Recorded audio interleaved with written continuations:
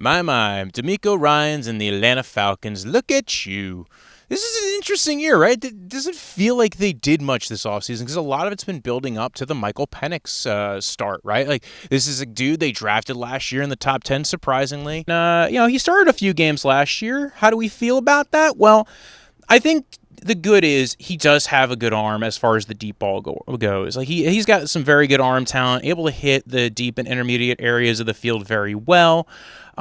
Really able to hit guys in stride downfield. Kind of reminds me a lot of a late stage Russell Wilson. Just really good with the deep stuff. The short area stuff and the ball placement in the red zone has a little bit more to be desired. And that has kind of trended into camp where there's been some talks in the offseason about them struggling in the red zone. And, that's going to be a concern if they can only hit home runs and not hit the close range stuff because it limits what you're able to do and how much you're able to score points in the NFL. I also didn't see him make a lot of full field reads on tape last year. And I think part of this was because you're dealing with a rookie and that Zac Robinson was maybe trying to do him a favor, cut the reads down, get guys some free releases, utilize a lot of pre-snap and at-the-snap motion. And they also didn't face a lot of tough defenses at the end of the year with the New York Giants, the Carolina Panthers, and the Commanders. So there's two issues there. One, again, you're really not getting a good idea what it's going to be like if he has to face some of the tougher defenses and the teams that tend to scheme up their defenses a little bit more to disguise their coverages. But also, he didn't deal with a lot of pressure. He had a fully healthy offensive line that had been playing together pretty consistently for a few years, and how they lose Drew Dahlman in free agency. They have the other four starters in Bergeron, Lindstrom, McGarry, and Matthews. But what happens if they have to deal with a couple of injuries next year and he has to deal with a little bit more pressure? He didn't exactly handle pressure very well last year. So, I like what Zac Robinson did. He, freed some dudes up with some pre-snap and at-the-snap motion. It also allowed Penix to be able to, to figure out if they were in man or zone a little bit easier. And I appreciate all that. But I think we're going to have to see some development on Penix's part, on the ball placement and accuracy, and on his hesitancy when he's looking at defense, figuring out where he has to go. I want to see a little bit more work outside of the pistol because they utilize that a lot. And, how is he going to handle, some of the tougher defenses in 2025? They did draft two guys in this draft. They drafted James Pierce, Jalen Walker. I think that should help out with their defense. They did have some real problems with pressuring the quarterback, that's for sure. They brought back Mike Hughes. They have A.J. Terrell. They still have Jesse Bates. I think the defense here can be solid. They were able to beat the Bucs last year twice with Kirk Cousins, and that's the weird thing, right? They still have Kirk Cousins. I think everybody thought they were going to trade away Kirk Cousins, get some of that money off the roster. Didn't happen, or at least just move on from him and try to get him out of the locker room. That didn't happen either. It feels like the Falcons operate maybe in a way that probably it's a weird thing because I think a lot of people object to it. Even the analytics people object a little bit to what happened because it's like, hey, what's going on here, right? Is there a plan? I feel like people like a plan. They want to be able to tell themselves a strategy, a story.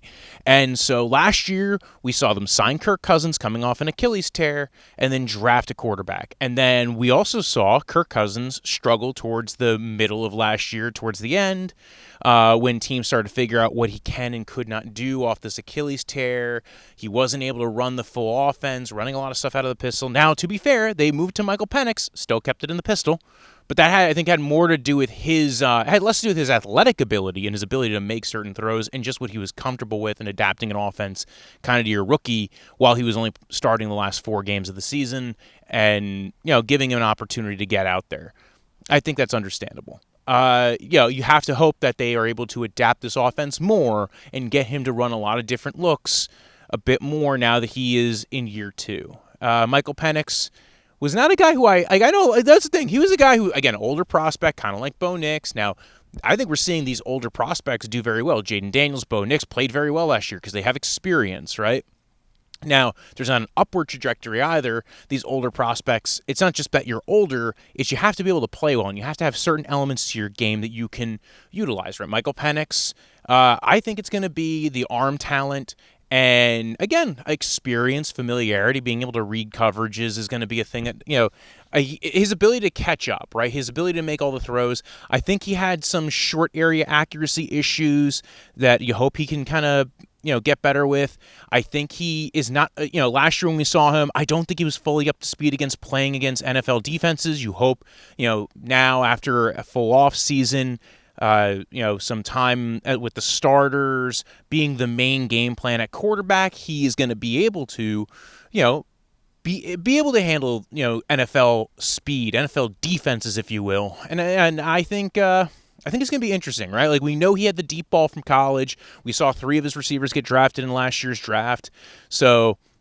You look going into this year, he has Drake London. It seemed like him and Drake London had some chemistry. Seems like there's a lot of talk about Kyle Pitts, the tight end. Maybe this will finally be the year. Everybody likes Kyle Pitts. I don't know. I like Drake London. I've liked what I've seen. I like what he did last year with Kirk Cousins.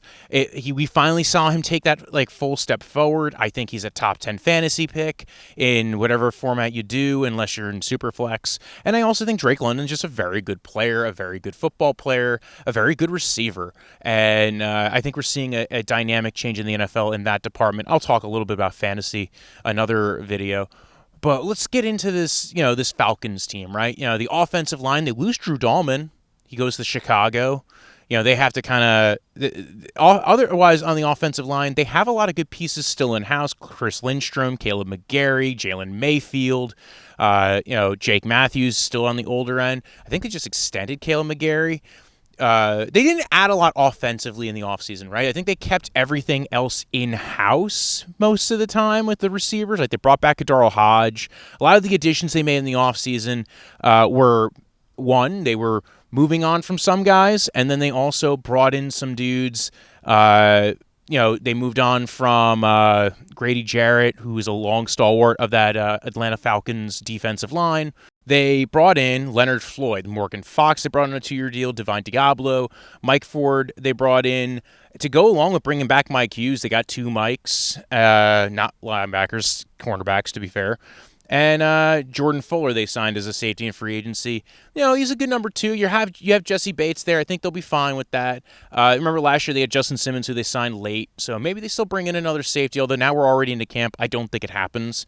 They brought in. I think that was the extent of it. The only offensive piece they signed in free agency was Jamal Agnew. You look at their starting offensive line. Oh, Matthew Bergeron. Mayfield was the one that they cut a few years ago. I think they drafted him. He didn't work out. This was Matthew Bergeron, the guy who they took in the second round a couple years ago. And I think that, and then Ryan Newsiel is currently plugged in on ESPN's starting center position for him. I have not been paying enough attention to if they have a fight going on at center in camp or not. We'll see. I think though, you're returning 4 or 5 starters. Good news. Bad news. Drew Dahlman was a good center, and losing Drew Dahlman and again having to adjust a little bit. Again, center, if that's the piece you're moving, you're losing. Okay, you just don't have the number 1 consistency, right? Like, that was the thing that was really cool about them previously, is they had the guards, they had the tackles, they had the center. So offensive line-wise, I felt like they were always in a pretty good place. Defensive line-wise, let's bring it up. Rukaroro, who they drafted last year, I think a lot of people were not huge fans of his. David Onyemata's still there. I forgot about that. I thought they were going to cut him. I thought there was a discussion about that. They brought in Leonard Floyd. Conchavious Street's another piece that's going to be a rotation on the D-line area of it. And again, they drafted 2 guys this year in Pierce and, where was the other guy? Oh, they probably have Pierce listed lower for some reason. Yeah, and Jalen Walker they brought in as well. I kind of like parts of this defense. I don't know if there's nothing special, right? Hopefully Pierce is the guy you think he is. And I think he's been making some noise in camp. The back end's really good. I like the back end for this defense. And, Mike Hughes, D. Alford, Jesse Bates, Jordan Fuller, A.J. Terrell. Those are a lot of good back end corner and safety pieces. I like the DBs on this roster. It's the front end I get a little curious about. Again, you're relying on a couple of rookies and just, a lot of it didn't feel like there was a big special talent added. I think that's usually what we expect when we have a rookie QB is to be able to utilize some of that extra cap, the extra contract room, the extra cash because you're paying your rookie quarterback, not that much. So I think a lot of people probably thought like maybe they'd be able to add some pieces, but I'm hoping the sprinklers don't come over here. Thank you very much. So defensively, not the worst situation in the world. I don't think this is going to be a top 10 defense. Although, again, they gave Mayfield some headaches. That's the team that they kind of have to beat in that division, right? Like, is this the year for the Panthers? Don't really feel so, right? Like, maybe. They made some adds on defense. They got good pieces. I think their defense was terrible last year. The offense looked like it was trending forward. They also added a receiver in the draft with Tet McMillan. Hunter Renfrow making noise in camp. Maybe it's the return of Hunter Renfrow season. Thielen's on the older side. It sounds like we're replacing Thielen with Renfrow this year, I think, in that offense. That's where I feel. I feel like Renfro's going to be, my only issue with Renfrow is a couple inches shorter than Thielen, but again, very good route runner, really good at getting open. And now that it sounds like Bryce Young has kind of started figuring out how to play football, I think in the NFL and like actually showing like he could maybe be at least an average starter, I'm starting to feel very good. At least good. No, not great. I don't know if it's a playoff team. I don't know if it's a Super Bowl team, but I think they'll shock some people. I think, again, Chuba Hubbard, they extended him. This isn't a Panthers show. This is a Falcons show. Let's get back to the Falcons, shall we? But that's what I'm saying. I think the Falcons, the number one team they have to beat is the Bucs, but they beat the Bucs twice last year. It's being able to stay the whole season, being able to beat other teams that they have to be able to do. And I think they might struggle there. I think they might struggle a little bit because, again, you have basically a borderline rookie quarterback. Again, he's not a full rookie. He got to play some games last year, got some starts. He'll get some preseason reps, and he's had 2 full off seasons now. I think you'll think, okay, maybe he actually can, maybe he could do some stuff in this NFL with Drake London. Darnell Mooney, though, injured in camp. We'll see what happens with him. They didn't really add more to the receiving weapons, which is what I think they probably also needed. Just another dude to draw coverage away from London and Mooney. And I guess you're going to rely on Pitts, but it didn't feel like going into this offseason they were super sold on what Pitts was able to do for them. And they're going to lean on that running back room, to be fair. They have Bijan Robinson. I think they're going to really lean on that run game to get some pressure off of Penix, get some downfield throws in there. I thought they should have added some speed to that room.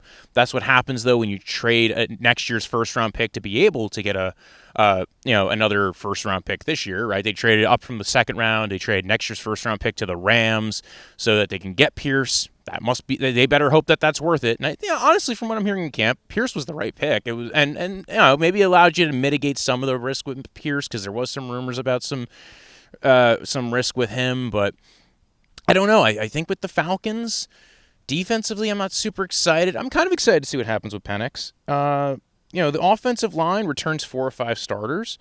And but again, the rest of the receiving core is Kadaro Hodge, Jamal Agnew, Ray McLeod. They were able to be a functioning offense with, to a degree, with Kirk Cousins last year, and that was with kind of like a rudimentary version of Kirk Cousins. London, I think, is going to be a star in this league going forward. I think that he's going to be a guy that teams are going to have to deal with, and that I totally believe in. I just don't know how much I believe in this team going all the way. Like, it really comes down to Penix, right? It comes down to what can Zac Robinson, the OC, get out of Michael Penix. What can they, scheme up with this, with this running back room, with Kyle Pitts, with this offensive line, with this receiving core, specifically, mainly headlined and main show Drake London. Darnell Mooney, again, if Mooney was healthy, I'd feel a little bit more comfortable, but he's not, and that's the problem. Defensively, again, I feel like both sides, they were very middling last year. Can they take a step forward? It's going to require, Penix being the guy, and hopefully he doesn't struggle too much. I think they've had some issues in the red zone, which is interesting. Like, at least that's in the rumor in camp. I might be getting that totally wrong because I can only kind of peer in so much from camp reports. We'll see what ends up happening, right? I like Penix. I think he's got a good deep ball to him. It's going to be, can you hit the short areas of the field? Can you utilize the whole field?